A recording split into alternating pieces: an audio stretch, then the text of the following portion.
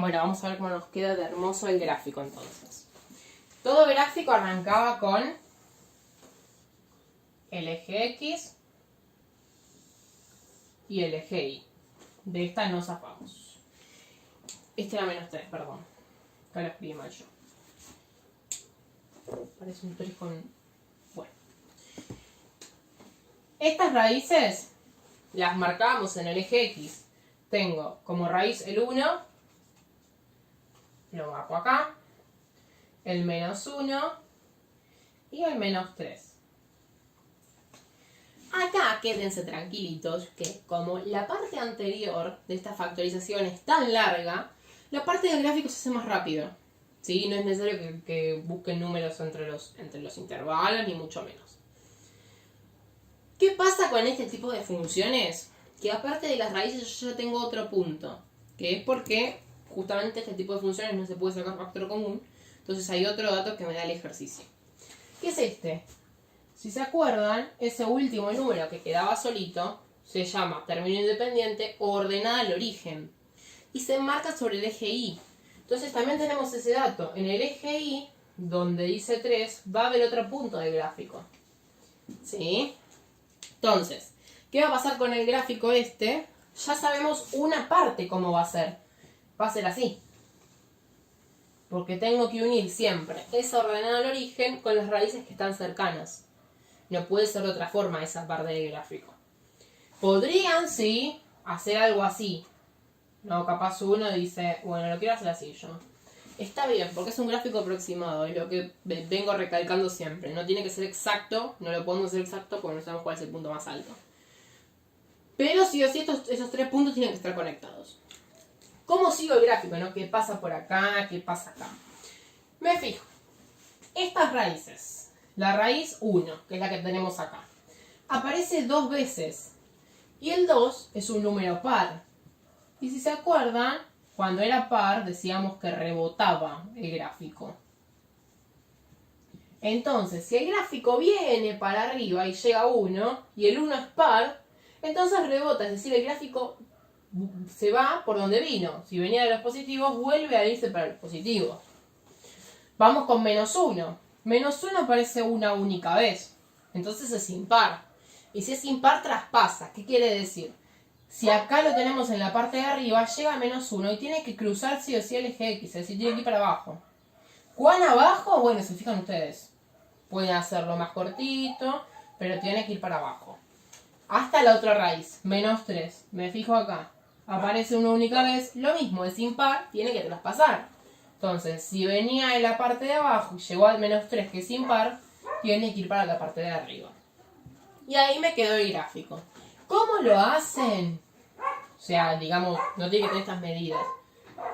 Tiene que ser aproximado, es decir, tiene que ser un gráfico así, si me fijo. Más alto si lo quieren o más abajo. Pero tiene que tener ese tipo de forma. Lo que yo les dejé entonces es 2 de estos para hacer. Recopilando entonces lo que vimos, vamos a tratar de hacer un mini resumen, un mini ayuda a memoria para ver cómo hacemos. Primero, me fijo cuál es P, cuál es Q. Segundo, saco los divisores de ese P y Q.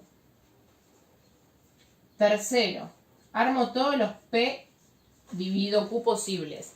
En los divisores me acuerdo que pongo positivos y negativos. ¿Sí? Armo los P y los Q. Paso 4. Con el teorema del resto, me fijo cuál da 0 de esos P y Q. Tengo varios P y Q, voy fijándome cuál de esos da 0. Lo puedo hacer mentalmente, puedo agarrar la calculadora y hacer el cálculo y anotarme cuánto da, no es necesario que lo escriba paso a paso. Cuando encuentro uno que me da 0, divido por Ruffini.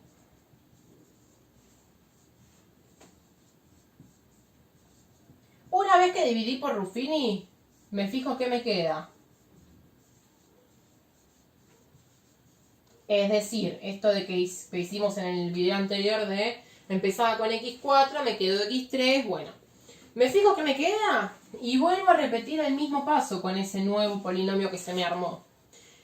Hago todo esto de vuelta. Me fijo que me queda. Lo que me queda, cuando es un x cuadrado, este bucle se repite hasta que lo que me queda es x cuadrado.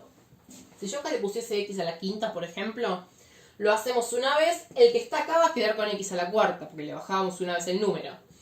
Volvíamos a hacer lo mismo, el que me queda acá va a tener x a la tercera. Lo tengo que hacer otra vez, el que me queda acá va a tener x a la segunda, es decir, va a ser una cuadrática, y ahí sí paso acá. ¿Estamos? Hasta que me quede x cuadrado, y cuando me quede x cuadrado saco raíces con la fórmula.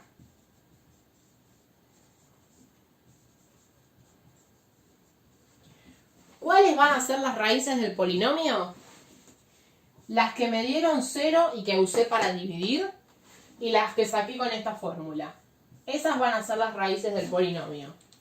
¿Cómo lo grafico? Después marco las raíces en el eje X, ¿no? Marco la ordenada en el eje Y, que es el último número, ¿no? Y después 1 ordenada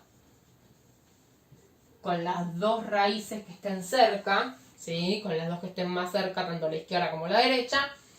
Y después me guío para terminar el gráfico con esto de si las raíces, las otras, son pares o impares. Y ahí, señores, señoritas, señoritos, terminaría de graficar y de factorizar estas funciones. Perdonen que haya quedado muy largo, no lo puedo hacer más corto.